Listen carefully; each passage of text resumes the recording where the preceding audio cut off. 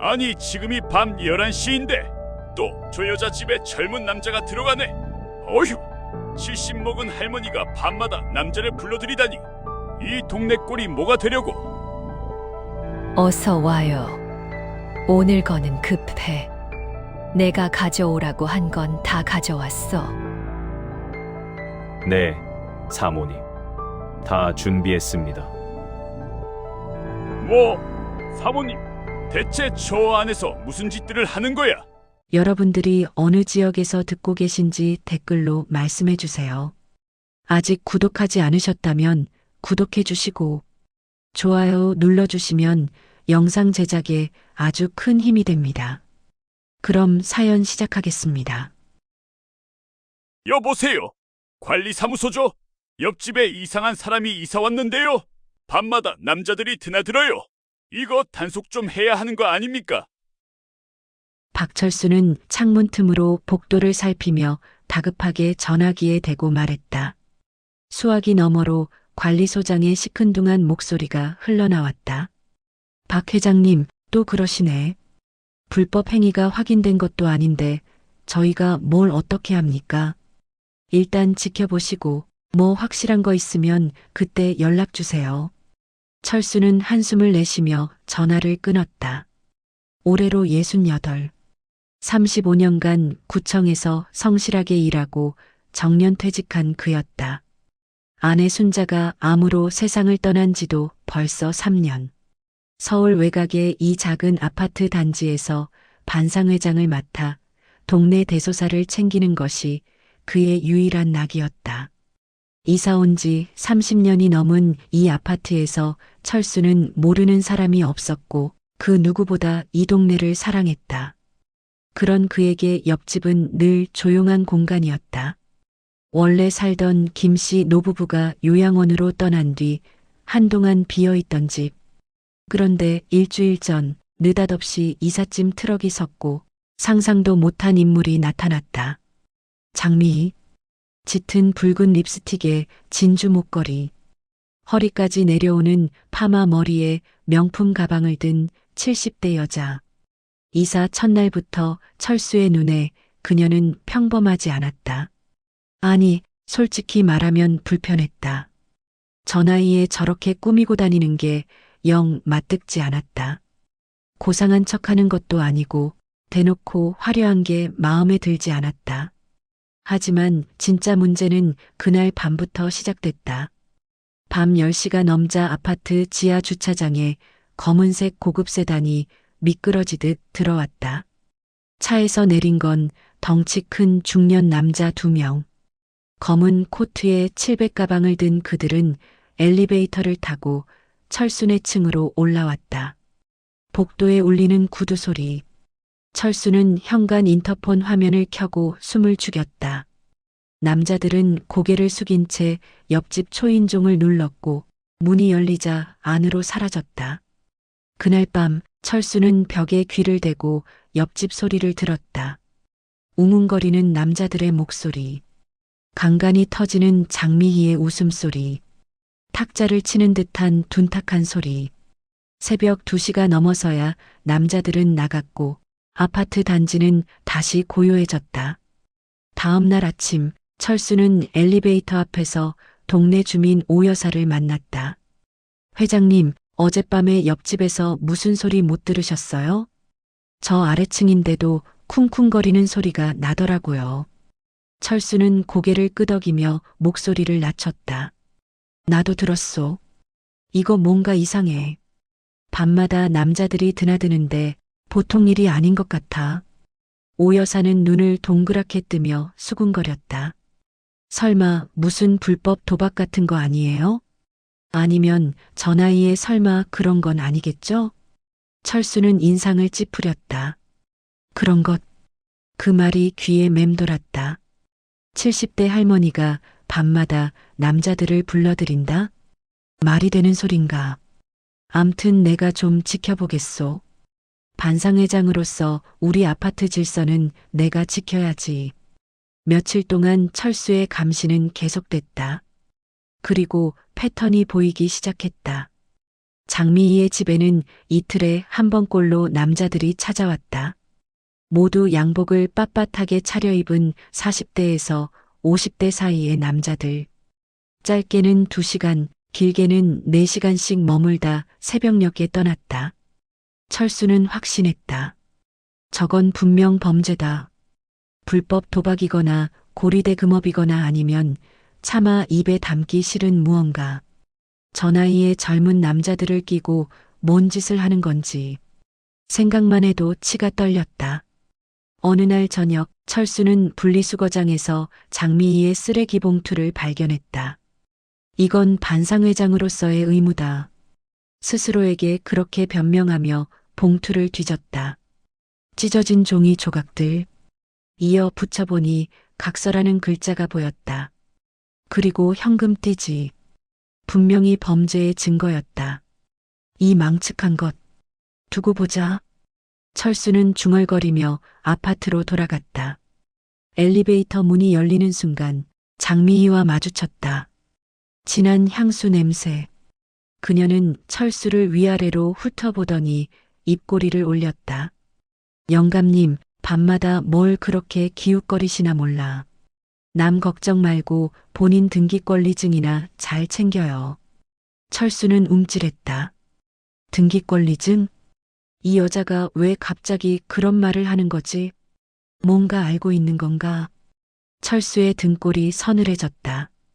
장미희는 더 이상 말없이 자기 집으로 들어갔고 철수는 한참을 복도에 서서 그 말의 의미를 곱씹었다.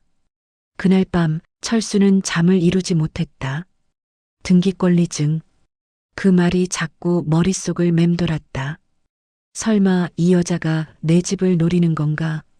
아니면 뭔가 다른 의미가 있는 건가? 알 수 없는 불안이 가슴 한구석에 자리 잡기 시작했다. 철수 씨, 요즘 얼굴이 왜 그래요? 며칠째 눈이 퀭한 게 어디 아픈 거 아니에요? 아파트 경로당에서 바둑을 두던 김노인이 철수의 얼굴을 살피며 물었다. 철수는 바둑알을 손에 쥔 채 한숨을 내쉬었다. 형님, 저 옆집 여자 때문에 미치겠어요. 뭔가 이상한 짓을 하는 게 분명한데 딱히 잡을 게 없으니 원. 김노인은 고개를 끄덕이며 담배를 물었다. 그장 모시기? 화장 진하게 하는 그 할머니? 나도 들었어. 동네방네 소문이 다 났더만. 밤마다 남자들이 드나든다며? 철수의 눈에 불이 붙었다. 그래, 소문은 퍼지고 있었다. 하지만 소문만으로는 부족했다. 확실한 증거가 필요했다. 반상회장으로서, 이 아파트의 질서를 지키는 사람으로서 그는 반드시 그 여자의 정체를 밝혀내야 했다. 형님, 내가 반드시 꼬리를 잡을 거요. 두고 보시오. 그날부터 철수의 감시 활동은 본격적으로 시작됐다. 그는 아예 거실 소파를 창문 쪽으로 옮기고 블라인드 사이로 복도를 감시할 수 있는 체제를 갖췄다. 밤이면 복도의 불빛 하나에도 신경을 곤두세웠고 조금이라도 발소리가 나면 인터폰 화면을 켰다. 사흘째 되는 밤이었다. 예상대로 검은 세단이 지하 주차장에 들어왔다. 이번에는 남자 3명이 내렸다. 전과 똑같이 700 가방을 든 양복 차림. 철수는 재빨리 휴대폰을 꺼내 사진을 찍었다. 어둠 속이라 선명하지는 않았지만 증거는 증거였다. 남자들이 엘리베이터에서 내려 옆집으로 들어가는 걸 확인한 뒤 철수는 과감한 결정을 내렸다. 직접 옆집 문 앞에서 소리를 들어보기로 한 것이다. 슬리퍼를 신고 살금살금 현관문을 열었다. 복도는 고요했다. 심장이 쿵쾅거렸다. 옆집 문 앞에 서자 희미하게 목소리가 들렸다. 이거는 확실합니다. 증거가 충분하니까요. 남자의 목소리였다. 이어서 장미희의 차가운 목소리가 들렸다. 증거만으론 안 돼. 타이밍이 중요한 거야. 함부로 움직이면 우리가 당해. 철수는 숨을 죽였다. 증거, 타이밍, 우리가 당해? 이건 분명히 범죄 조직의 대화였다. 마약이든 도박이든 사기든 뭔가 불법적인 일을 꾸미고 있는 게 틀림없었다. 그때 갑자기 문이 열렸다. 철수는 화들짝 놀라 뒤로 물러섰다. 문 앞에 선 건 덩치 큰 남자 한 명. 그는 철수를 위아래로 훑어보더니 낮은 목소리로 말했다. 뭘 보시는 겁니까, 어르신? 철수는 더듬거리며 대답했다. 아, 아니죠. 그냥 잠깐. 남자는 씩 웃더니 문을 닫아버렸다. 철수는 식은땀을 흘리며 자기 집으로 도망치듯 들어갔다. 심장이 터질 것 같았다. 저 남자들은 분명 조폭이다. 아니면 조폭과 다름없는 무법자들. 장미인은 그런 자들의 보스인 거다. 다음 날 아침 철수는 분리수거장으로 향했다. 어젯밤의 증거를 찾기 위해서였다. 장미인의 쓰레기 봉투는 늘 노란 봉투에 담겨 나왔다. 봉투를 열자 이번에는 더 확실한 것들이 나왔다. 찢어진 서류 뭉치들, 조각을 이어 붙이니 위임장이라는 글자가 보였다. 그리고 누군가의 주민등록 등본 사본, 인감증명서 조각도 있었다. 철수의 확신은 굳어졌다. 이 여자는 서류를 위조하는 사기꾼이다. 아마도 노인들을 속여 재산을 빼앗는 범죄 조직의 두목일 것이다. 밤마다 드나드는 남자들은 그녀의 부하들이고 저 700가방 안에는 위조 서류와 현금이 가득 들어 있을 것이다. 신고해야 해. 경찰에 신고해야 해. 철수는 중얼거렸다. 하지만 잠깐, 아직 확실한 증거가 없었다. 쓰레기 봉투에서 나온 종이 조각만으로는 부족했다. 좀 더 확실한 게 필요했다. 그날 오후 철수는 엘리베이터에서 또다시 장미희와 마주쳤다. 그녀는 여전히 짙은 화장에 명품 가방을 들고 있었다. 철수를 보자 그녀의 입꼬리가 올라갔다. 영감님, 또 쓰레기 봉투 뒤지셨어요? 남의 쓰레기 뒤지는 게 취미신가 봐. 철수의 얼굴이 붉어졌다. 들켰다. 이 여자 눈치가 보통이 아니다. 뭔 소리요? 나는 그냥 분리수거 상태를 점검한 것뿐이요. 장미인은 피식 웃었다. 그래요? 근데 영감님, 진짜 걱정할 건 옆집이 아니라 영감님 아들인 것 같은데. 철수는 움찔했다. 아들? 민성이? 왜 갑자기 아들 얘기가 나오지? 내 아들이 어쨌다는 거요? 장미인은 의미심장한 눈빛으로 철수를 바라보았다. 영감님 아들, 요즘 어떤 사람들이랑 어울리는지 알아요? 모르시면 말고요. 그녀는 더 이상 말없이 엘리베이터에서 내렸다. 철수는 멍하니 서서 그녀의 뒷모습을 바라보았다. 아들, 민성이. 사업한다고 몇 년째 돈만 축내는 그 아들. 최근에 집을 담보로 대출 좀 받자고 졸랐던 그 아들. 설마 이 여자가 민성이에 대해 뭔가 알고 있는 건가? 불안한 마음으로 집에 돌아온 철수는 서랍장을 열어보았다. 인감도장과 등기권리증이 든 서랍. 순간 그의 눈이 커졌다. 인감도장의 위치가 달랐다. 분명히 오른쪽 구석에 두었는데 지금은 왼쪽으로 옮겨져 있었다. 누군가 건드린 것이다. 철수의 손이 떨리기 시작했다. 설마 민성이가? 아니, 그럴 리 없어. 내 아들이 그럴 리가 없어. 하지만 장미희의 말이 자꾸 머릿속을 맴돌았다. 영감님 아들, 요즘 어떤 사람들이랑 어울리는지 알아요? 그날 밤 철수는 또다시 잠을 이루지 못했다. 옆집에서 또 남자들의 발소리가 들렸다. 하지만 이번에는 다른 게 신경 쓰였다. 복도에서 들리는 남자의 목소리. 전화 통화를 하는 듯 했다. 철수는 귀를 기울였다. 네, 작업 거의 다 됐습니다. 걱정 마세요. 그 순간 철수의 심장이 멎는 것 같았다. 그 목소리, 어디서 들어본 것 같았다. 인터폰 화면을 켜고 복도를 보았다. 옆집에서 나온 남자가 전화를 하며 119에 전화를 걸었다. 엘리베이터 쪽으로 걸어가고 있었다. 그 남자의 손에 들린 휴대폰 케이스.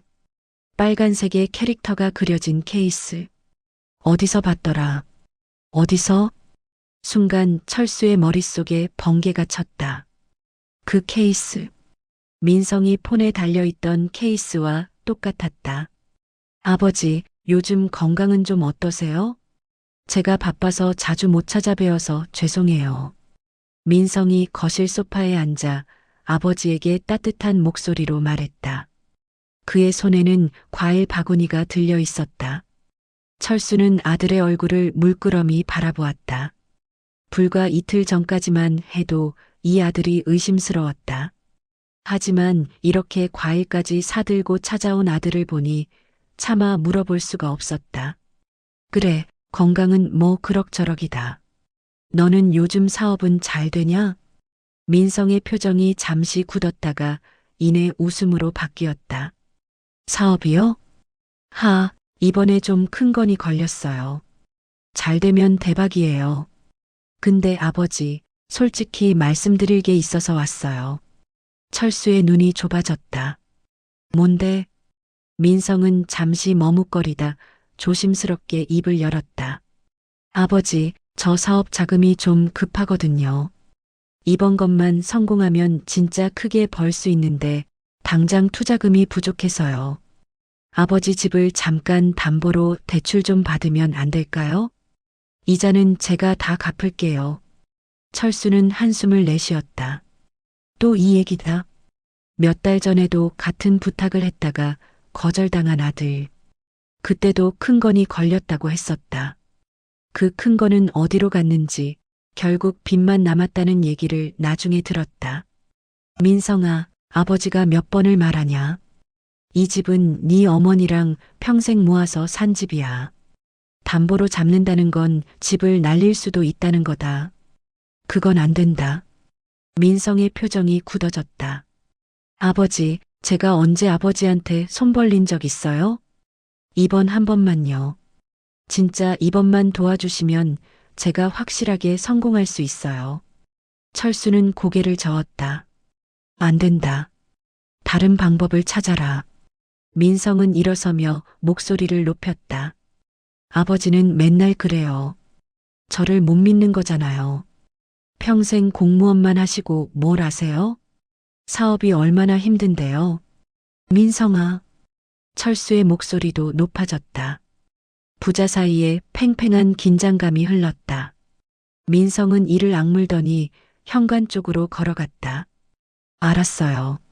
안 해주시면 어쩔 수 없죠. 저도 제 방법을 찾을게요. 문이 쾅 닫혔다. 철수는 한참을 소파에 앉아 멍하니 있었다. 제 방법을 찾겠다. 그 말이 왠지 찜찜하게 마음에 걸렸다. 며칠 후 이상한 일이 벌어지기 시작했다. 우편함에 낯선 서류가 꽂혀 있었다. 열어보니 대출 관련 안내문이었다. 주택담보대출 상담 신청이 접수되었다는 내용. 철수는 신청한 적이 없었다. 고객센터에 전화를 걸었다. 여보세요, 저 박철수라고 하는데요. 대출 상담 신청한 적이 없는데 안내문이 왔어요. 네, 확인해 드리겠습니다. 고객님 성함과 주민번호 앞자리 말씀해 주세요. 잠시 후 상담원의 목소리가 돌아왔다. 고객님, 지난주에 대리인을 통해 상담 신청이 접수되었습니다. 대리인 성함이 김민성 씨로 되어 있네요. 철수의 손에서 전화기가 떨어질 뻔했다.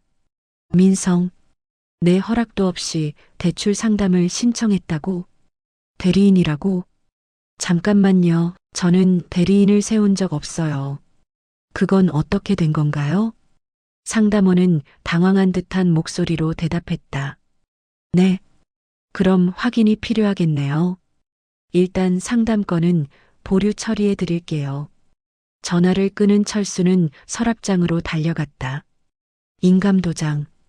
분명히 며칠 전에 위치가 바뀌어 있던 그 도장. 서랍을 열었다. 도장은 그대로 있었다. 하지만 옆에 있어야 할 인감증명서가 없었다. 분명히 서너 장 발급받아 두었던 인감증명서. 한 장도 남아있지 않았다. 철수의 다리에 힘이 풀렸다.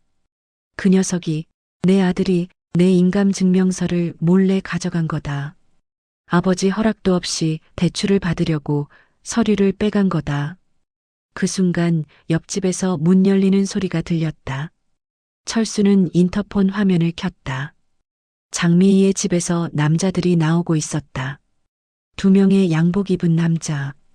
그중 한 명이 전화를 받으며 말했다. 네, 다음 단계로 넘어가도 됩니다.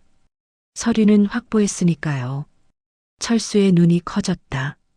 서류 확보? 다음 단계? 설마 이 남자들이 민성이와 한패인 건가? 민성이가 옆집 여자의 조직과 연결되어 있는 건가? 철수는 혼란스러웠다. 며칠 전 복도에서 보았던 빨간 휴대폰 케이스. 민성이 것과 똑같았던 그 케이스. 그때는 착각이라고 생각했다. 하지만 지금 인감증명서가 사라지고 내 허락 없이 대출 상담이 접수되고 옆집 남자들이 서류를 확보했다고 말하는 이 상황. 모든 게 연결되어 있는 것 같았다. 옆집 장미애, 그녀의 조직, 그리고 내 아들 민성. 이들이 나를 속이고 내 재산을 빼앗으려는 건가? 철수는 전화기를 들었다. 민성에게 전화를 걸어 직접 물어봐야 했다. 신호음이 울렸다. 하지만 민성은 받지 않았다. 2번, 3번, 5번. 계속 통화 중이거나 받지 않았다. 밤이 깊어갔다. 철수는 창문 앞에 서서 어두운 아파트 단지를 내려다보았다. 머릿속이 복잡했다. 아내가 살아있었다면 이럴 때 어떻게 했을까? 순자, 당신이 있었다면 내가 이렇게까지 혼란스럽지 않았을 텐데. 그때 휴대폰이 울렸다. 민성이었다.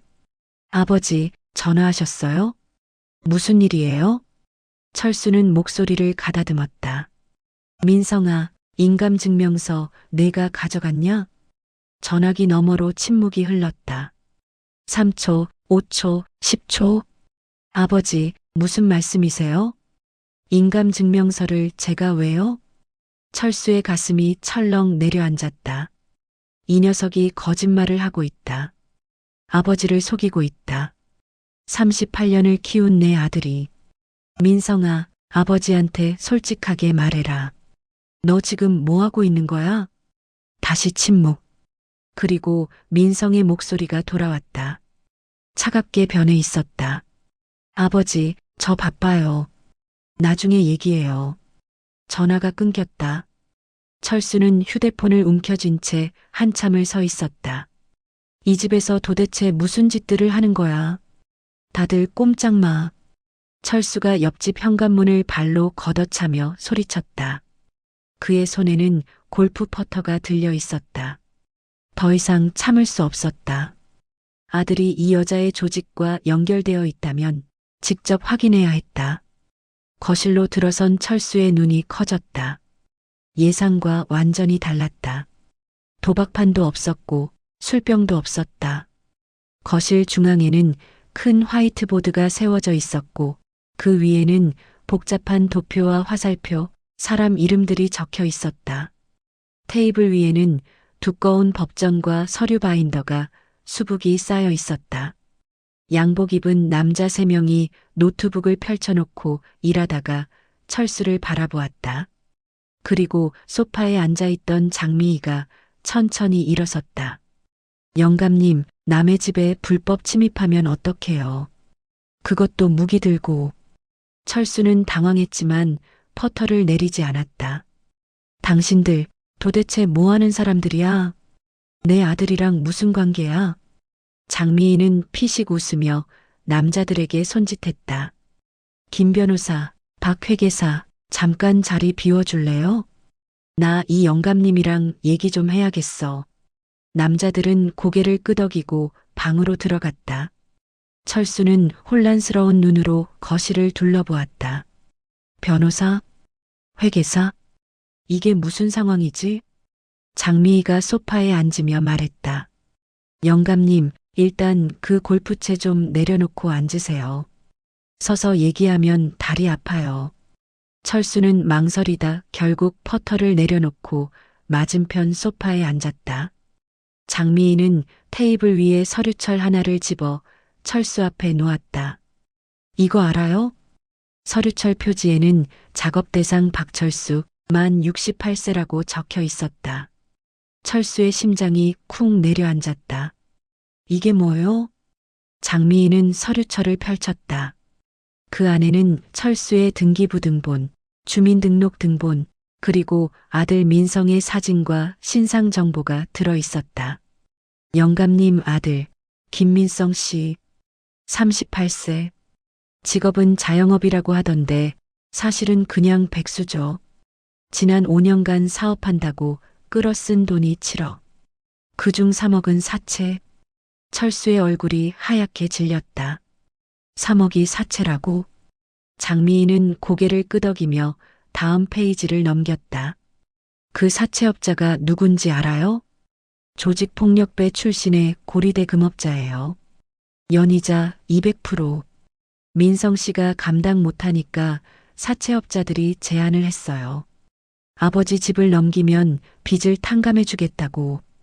철수는 믿을 수 없다는 표정으로 장미희를 바라보았다. 말도 안 돼. 민성이가 그런 애가 아니야. 장미희의 눈빛이 차가워졌다. 영감님, 현실을 보세요.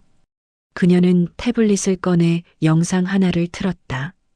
화면 속에서 민성이 낯선 남자들과 술을 마시고 있었다. 그중 한 명이 민성에게 말했다. 야, 아버지가 집 안 넘긴다며? 그럼 방법이 있어. 아버지를 치매 환자로 만들어.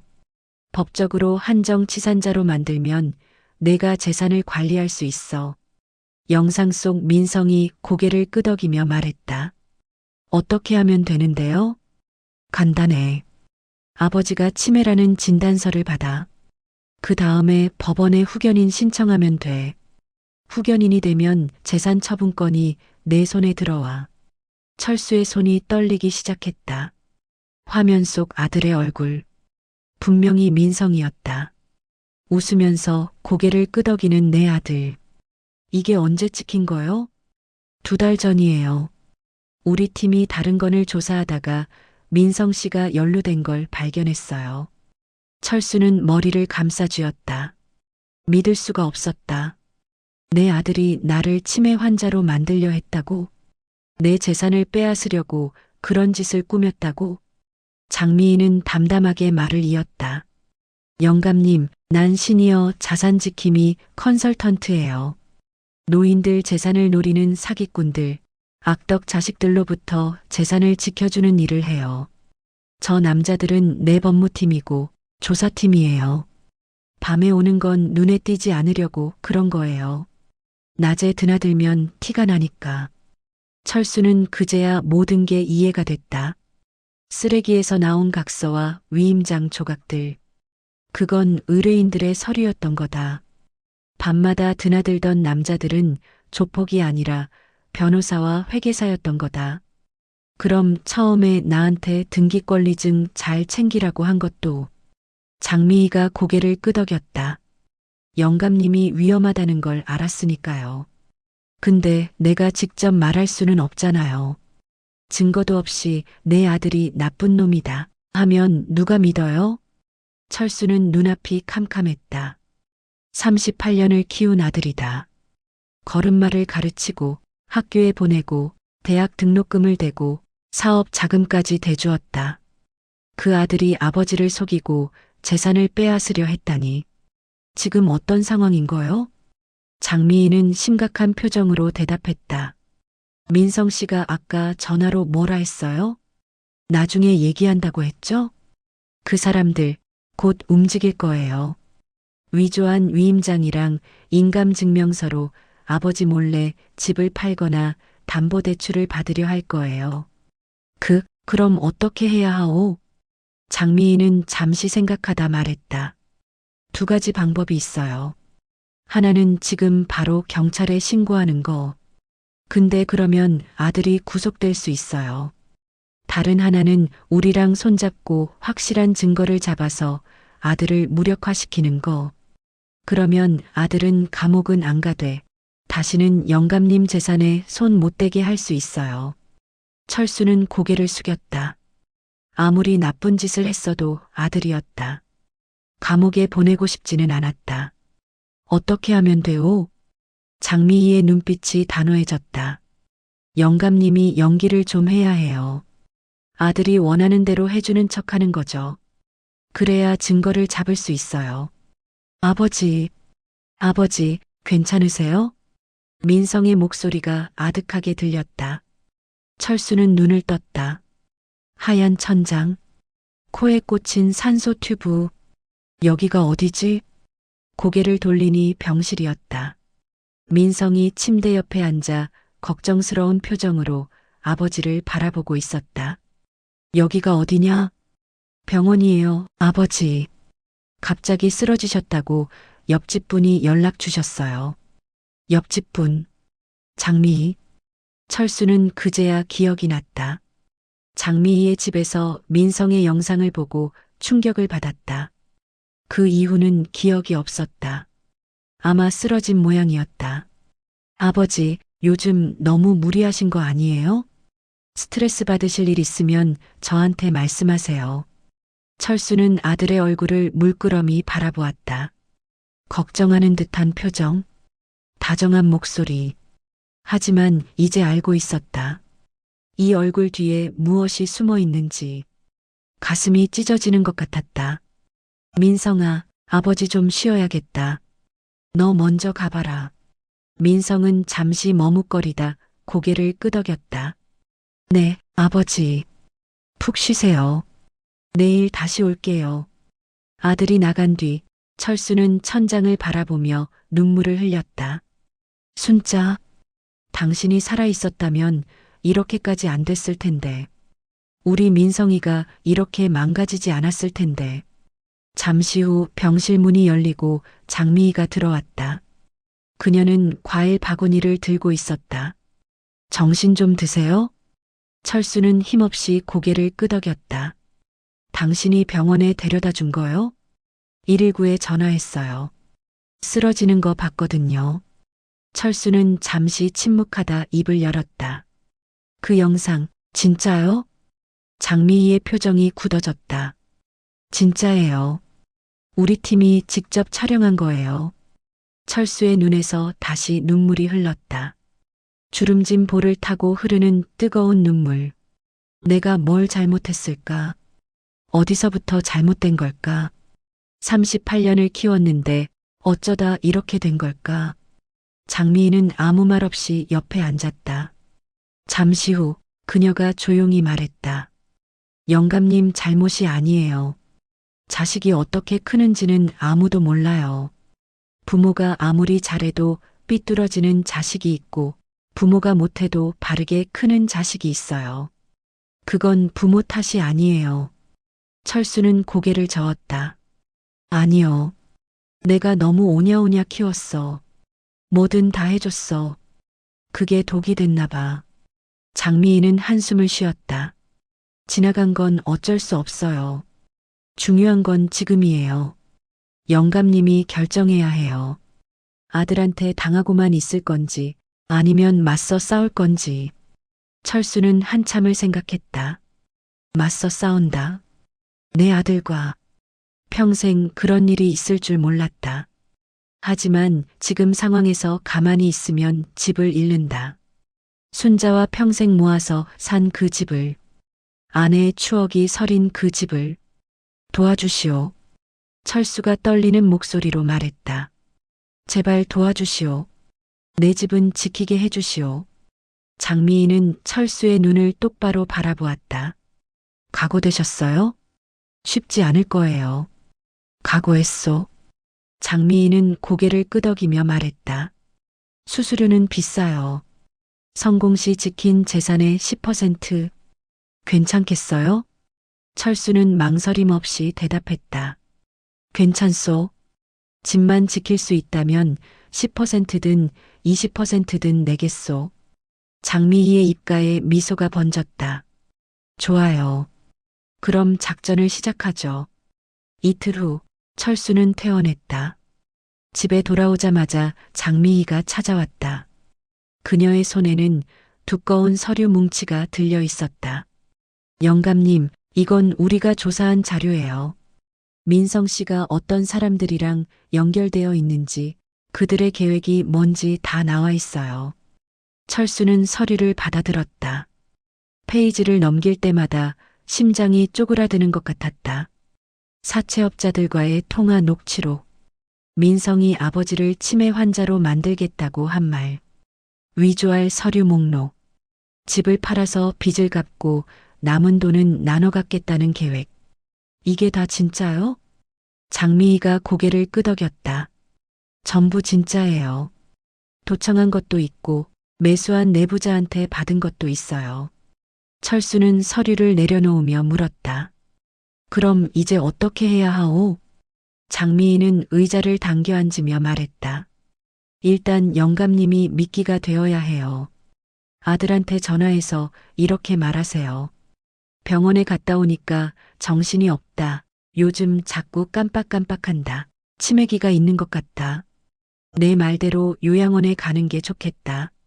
집 처분권은 너한테 주마. 철수의 얼굴이 굳어졌다. 그렇게 말하면 그 녀석이 바로 움직이겠지. 그래요. 그리고 그때 우리가 확실한 증거를 잡는 거예요. 철수는 깊은 한숨을 내쉬었다. 내 아들을 함정에 빠뜨리는 일. 아무리 그 녀석이 나쁜 짓을 해도 아버지로서 마음이 편할 리 없었다. 이 방법밖에 없소? 장미희는 단호하게 대답했다. 다른 방법도 있어요. 지금 바로 경찰에 신고하는 거. 근데 그러면 아들이 감옥에 가요. 그게 나아요? 철수는 고개를 저었다. 아무리 그래도 아들을 감옥에 보낼 수는 없었다. 알겠소. 당신 말대로 하겠소. 장미희는 일어서며 말했다. 내일 우리 팀이 영감님 집에 장비 설치할 거예요. 도청기 탐지기랑 숨겨진 카메라. 그리고 영감님이 전화할 때 녹음도 해야 해요. 모든 증거를 남겨야 하거든요. 철수는 무거운 마음으로 고개를 끄덕였다. 전쟁이 시작되는 거였다. 내 아들과의 전쟁. 민성아, 나다. 아버지야. 철수는 떨리는 손으로 휴대폰을 쥐고 있었다. 옆에서 장미희가 고개를 끄덕이며 격려의 눈빛을 보냈다. 녹음은 시작되어 있었다. 아, 아버지. 무슨 일이세요? 몸은 좀 나아지셨어요? 그게 말이다. 민성아. 병원에 갔다 오니까 정신이 하나도 없어. 자꾸 깜빡깜빡하고 방금 한 말도 기억이 안 나고. 의사 선생님이 치매 초기 증상일 수 있다고 하더라. 전화기 너머로 잠깐 침묵이 흘렀다. 아버지, 그게 정말이에요? 치매요? 철수는 장미희가 건네준 대본을 보며 말을 이었다.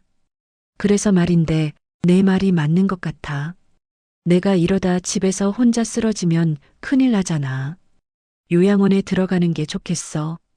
그리고 집은 내가 알아서 처분해라. 아버지가 이 상태로 뭘 할 수 있겠냐? 민성의 목소리가 갑자기 밝아졌다. 아버지, 잘 생각하셨어요. 제가 다 알아서 할게요. 좋은 요양원 찾아볼게요. 그리고 집 문제도 걱정 마세요. 제가 잘 정리할게요. 철수는 가슴이 미어지는 것 같았다. 저 녀석 좋아하고 있다. 아버지가 치매라니까 좋아하고 있어. 그래, 그럼 빨리 와라. 서류 같은 거 필요하면 다 해줄 테니까. 네, 아버지. 오늘 저녁에 갈게요. 친구들도 데려갈게요. 서류 작업 도와줄 사람들이에요. 전화가 끊겼다. 철수는 휴대폰을 내려놓고 눈을 감았다. 장미희가 조용히 말했다. 잘하셨어요. 오늘 저녁이면 다 끝나요. 철수는 힘없이 고개를 끄덕였다. 저 녀석이 올 때 데려온다는 친구들, 그게 사채업자들이겠지? 그럴 거예요. 서류 작업 도와줄 사람들이라고 했으니까. 아마 위조 서류 들고 올 거예요. 오후가 되자 장미희의 팀이 철수의 집에 모였다. 김 변호사, 박 회계사, 그리고 전직 강력계 형사 출신의 이 탐정. 거실 한쪽에 빔 프로젝터가 설치되었고 소형 카메라 세대가 보이지 않는 곳에 숨겨졌다. 장미희가 철수에게 마지막으로 당부했다. 영감님, 아들이 서류 내밀면 바로 도장 찍지 마세요. 천천히 읽는 척하면서 시간을 끌어요. 제가 신호 보내면 그때 우리가 들어갈 거예요. 알겠소. 저녁 7시. 초인종이 울렸다.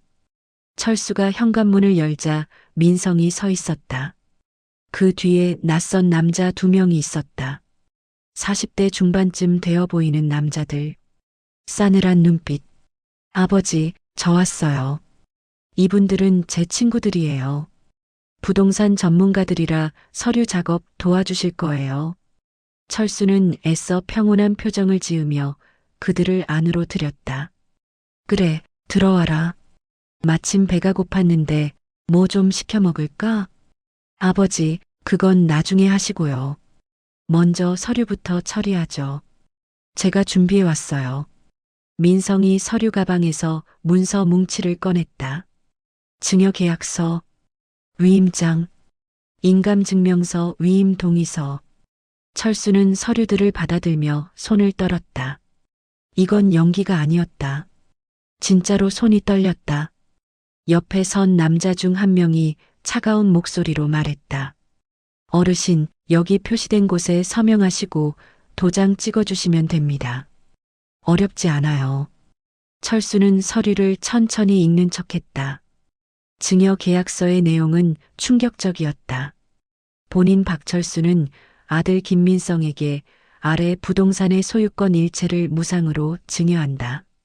그리고 증여와 동시에 해당 부동산에 대한 처분권을 김민성에게 위임한다. 민성아, 이게 무슨 내용이냐? 증여라고? 민성은 어색하게 웃으며 말했다. 아버지가 요양원 가시면 집 관리하기 어려우시잖아요. 제 명의로 해놓는 게 편해요. 걱정 마세요. 제가 잘 관리할게요. 철수는 고개를 끄덕이는 척하며 시간을 끌었다. 손에 도장을 쥐고 서류 위에 가져갔다. 그때 옆에 있던 남자가 불안한 듯 민성에게 눈짓을 보냈다. 민성은 초조한 표정으로 아버지를 재촉했다. 아버지, 빨리요. 그냥 찍으시면 돼요.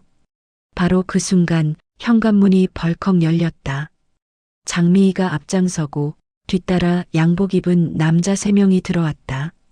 그들의 손에는 서류 파일과 노트북이 들려 있었다. 잠깐, 거기서 멈춰요. 장미희의 차가운 목소리가 거실을 울렸다. 민성과 사채업자들의 얼굴이 굳어졌다. 당신들 뭐야? 여긴 왜 들어와? 사채업자 중 한 명이 위협적으로 다가서며 소리쳤다. 하지만 장미희는 눈 하나 깜짝하지 않았다. 이 집 주인이 고용한 자산관리인이요. 그리고 저분들은 검찰 출신 변호사랑 강력계 출신 탐정이에요. 저기 돌아가는 카메라 보여요? 지금 다 녹화 중이에요. 민성의 얼굴이 하얗게 질렸다. 아버지, 이게 무슨... 철수는 아들을 똑바로 바라보았다. 눈에 눈물이 고여 있었지만 목소리는 단호했다. 민성아, 아버지가 바보인 줄 알았냐? 내가 뭘 하려는지 다 알고 있었다. 아버지, 이건 오해예요. 전 그냥 아버지를 도우려고. 민성이 더듬거리며 변명을 늘어놓았다. 하지만 장미희는 차갑게 웃으며 손을 들어 그를 제지했다. 오해? 그래요. 그럼 이것도 오해인지 한번 봐요. 장미희가 손짓하자 박 회계사가 빔 프로젝터를 켰다. 벽에 영상이 투사되기 시작했다. 민성이 사채업자들과 술을 마시며 대화하는 장면이었다. 영상 속 민성의 목소리가 선명하게 울려 퍼졌다. 아버지가 집을 안 넘겨요. 고집이 세서 설득이 안 돼요. 사채업자가 대답했다. 그럼 치매로 몰아. 법적으로 한정 후견인 신청하면 내가 재산 관리할 수 있어. 어떻게 하는 건데요? 간단해. 아버지가 치매라는 진단서 받고 법원에 후견인 신청해. 후견인 되면 집 팔 수 있어. 우리가 다 도와줄게. 영상 속 민성이 고개를 끄덕이며 웃었다. 좋아요. 그렇게 하죠. 거실이 조용해졌다. 민성의 얼굴이 창백해져 있었다. 옆에 있던 사채업자들도 당황한 기색이 역력했다. 장미희가 다음 자료를 화면에 띄웠다. 통화 녹취록이었다. 이건 민성 씨가 사채업자들이랑 나눈 통화 녹음이에요. 들어볼래요? 녹음이 재생되었다. 민성의 목소리. 형님, 서류 준비됐어요? 아버지가 드디어 넘어왔어요. 사채업자의 목소리. 잘했어. 오늘 저녁에 같이 가자. 도장 찍으면 바로 등기 이전하고 대출 받아서 빚 갚는 거야. 남은 돈은 사오사육으로 나눠. 민성의 목소리. 알겠어요. 형님 믿을게요. 녹음이 끝났다. 철수의 눈에서 눈물이 흘러내렸다. 내 아들이다. 저 목소리가 내 아들이다. 장미희가 서류 뭉치를 테이블 위에 내려놓았다. 자, 여기 있는 건 뭐냐면요. 사문서 위조 증거, 존속 협박 녹취록, 사기 공모 영상이에요. 이거 다 경찰에 넘기면 민성 씨는 징역 5년 이상이에요. 민성이 바들바들 떨며 말했다. 당신이 뭔데 남의 가정사에 끼어들어. 장미희의 눈빛이 차갑게 빛났다. 내 아버지가 고용한 자산관리인이야. 이 멍청한 놈아. 그리고 내가 손잡은 저 사채업자들, 조직폭력배 출신이야. 불법 고리대금에 사문서 위조 방조까지. 저 사람들도 같이 잡혀 들어가. 사채업자들의 표정이 험악해졌다. 그중 한 명이 주머니에 손을 넣으며 위협적으로 다가섰다. 야, 할머니. 상황 파악 못하는 거야? 여기서 조용히 나가면 봐줄게. 그 순간 이 탐정이 앞으로 나섰다. 그의 손에 경찰 수첩이 들려 있었다. 나 전직 강력계 형사야. 경력 30년. 지금 이 상황 전부 녹화되고 있고 바깥에 현직 형사 2명이 대기 중이야. 주머니에서 손 빼. 안 그러면 현행범으로 체포한다. 사채업자들의 얼굴에서 핏기가 사라졌다. 그들은 서로 눈치를 보다 천천히 뒷걸음질 쳤다. 우린 그냥 민성이 부탁으로 온 거야. 우린 아무것도 몰라. 장미희가 비웃음을 터뜨렸다. 몰라. 여기 녹취록에 다 있어. 사오사육으로 나눈다고 했잖아. 모르면 왜 나눠? 사채업자들은 더 이상 버티지 못하고 현관 쪽으로 달아났다. 하지만 문 앞에는 이미 2명의 남자가 서 있었다. 장미희의 팀이었다. 도망갈 곳이 없었다. 민성만 거실에 남았다. 그는 무릎이 풀린 듯 바닥에 주저앉았다. 아버지, 저는 그냥 빚이 너무 많아서 어쩔 수가 없었어요. 철수는 아들을 내려다보았다. 38년 전 순자가 낳은 아들. 첫걸음마를 뗄 때 얼마나 기뻤던가. 초등학교 입학식 날 손을 잡고 학교에 갔던 기억. 대학 합격 소식을 듣고 순자와 함께 울었던 밤. 그 아들이 지금 바닥에 주저앉아 울고 있었다. 민성아. 철수의 목소리가 떨렸다. 아버지가 언제 내 빚을 갚아주지 않았냐? 언제 내 부탁을 들어주지 않았냐? 그런데 왜 이렇게까지 한 거야? 아버지를 치매 환자로 만들려고 했어? 평생 모은 집을 빼앗으려고 했어? 민성은 대답하지 못했다. 그저 바닥에 머리를 박고 울 뿐이었다. 장미희가 조용히 다가와 철수의 어깨에 손을 얹었다. 영감님, 결정하세요. 이 자료들 경찰에 넘길까요, 말까요? 철수는 한참을 침묵했다. 아무리 그래도 아들이었다. 감옥에 보내고 싶지는 않았다. 하지만 이대로 넘어가면 또 같은 일이 반복될 것이다. 민성아. 철수가 입을 열었다. 오늘 이 자리에서 각서를 써라. 앞으로 아버지 재산에 절대 손대지 않겠다고. 그리고 사채는 내가 알아서 갚아라. 아버지는 더 이상 도와주지 않는다. 민성이 고개를 들었다. 아버지, 각서 쓰면 경찰에는 신고 안 한다. 대신 다시 한번 이런 짓 하면 그때는 봐주지 않는다. 알겠냐? 민성은 눈물을 흘리며 고개를 끄덕였다. 네, 아버지. 죄송해요. 정말 죄송해요. 장미희가 서류를 내밀었다. 각서 양식이었다. 여기 서명하세요. 앞으로 아버지 재산에 손 떼면 이 증거들 전부 경찰에 넘긴다는 조항도 들어가 있어요. 민성은 떨리는 손으로 각서에 서명했다. 영감님, 국 더 드세요. 제가 끓인 건데 맛이 괜찮죠? 장미희가 따뜻한 미소를 지으며 국그릇을 철수 앞에 놓았다. 김이 모락모락 피어오르는 된장국, 그리고 잘 익은 김치와 계란말이, 소박하지만 정성이 담긴 밥상이었다. 고맙소. 이렇게까지 안 해줘도 되는데. 뭐려? 영감님이 우리 좋은 고객이 되셨는데 이 정도는 해드려야죠. 사건이 마무리된 지 보름이 지났다. 민성은 각서를 쓴 뒤 도망치듯 사라졌다. 연락도 없었고 찾아오지도 않았다. 철수는 씁쓸했지만 한편으로는 후련했다. 적어도 집은 지켰다. 순자와의 추억이 담긴 이 집을.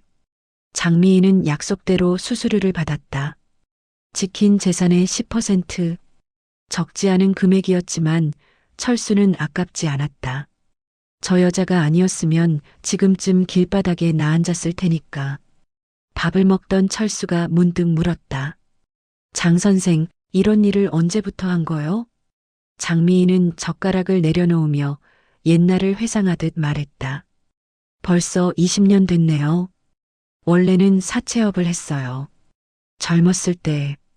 그때는 돈이면 다 되는 줄 알았죠. 사채업? 네.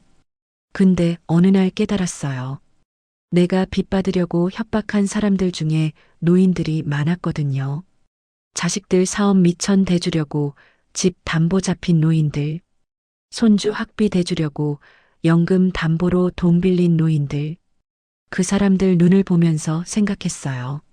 내가 뭘 하고 있나? 철수는 조용히 듣고 있었다. 그래서 방향을 바꿨어요. 이제는 노인들을 돕는 일을 해요. 자식들한테 재산 뺏기려는 노인들, 사기꾼한테 속아서 전 재산 날릴 위기에 처한 노인들. 그런 사람들을 도와요. 그 팀은 어떻게 꾸린 거요? 변호사에 회계사에 전직 형사까지. 장미희가 피식 웃었다. 다들 나한테 빚진 사람들이에요. 옛날에 내가 사채업자였을 때 돈 빌려줬던 사람들인데 지금은 다 성공했죠. 그래서 나한테 빚을 갚는 거예요. 돈이 아니라 능력으로. 철수는 감탄했다. 대단한 여자였다. 과거의 업보를 선한 일로 갚아가는 삶. 장 선생, 나도 뭔가 하고 싶소. 장미희가 눈을 동그랗게 뜨며 물었다. 뭐려?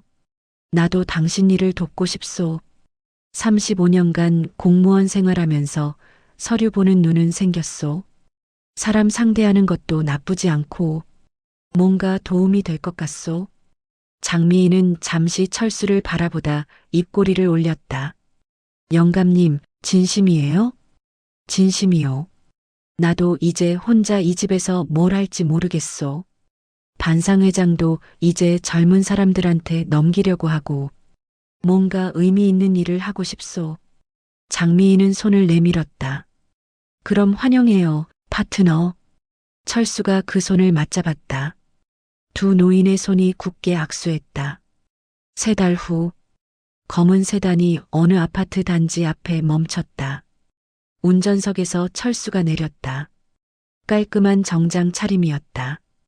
뒤따라 장미희가 내렸다. 여전히 화려한 차림이었지만 이제 철수의 눈에는 다르게 보였다. 저 화려함은 위장이었다. 상대방을 방심하게 만드는 전략. 오늘 의뢰인이 누구요? 73세 방 여사. 남편이 치매 걸렸는데 며느리가 남편 통장을 다 빼돌리고 있대요. 연금도 며느리 통장으로 들어가게 바꿔놓고. 철수는 고개를 끄덕였다. 전형적인 사례군. 증거 확보하고 법적 조치 취하면 되겠소. 맞아요. 영감님이 먼저 들어가서 상담하고 나는 증거 수집 시작할게요. 철수는 서류 가방을 들고 아파트로 걸어갔다. 걸음걸이가 당당했다. 3개월 전만 해도 옆집 여자를 꽃뱀이라고 경멸하던 그였다. 지금은 그 여자의 파트너가 되어 다른 노인들을 돕고 있었다. 세상은 참 알 수 없었다. 겉모습만 보고 판단하면 안 된다는 걸 68 먹어서야 깨달았다. 그리고 늙었다고 힘이 없는 게 아니라는 것도. 우리에겐 지혜가 있었고 연대가 있었다. 엘리베이터 문이 열렸다. 철수가 안으로 들어서며 중얼거렸다. 자, 오늘도 시작이군. 어딘가에서 재산을 빼앗길 위기에 처한 노인이 있었다. 그리고 그들을 도우려는 두 노인이 있었다. 대한민국 상위 1% 노인들의 재산을 지켜주는 실버 해결사. 오늘도 그들의 하루가 시작되었다. 창밖으로 아침 해가 밝게 떠오르고 있었다.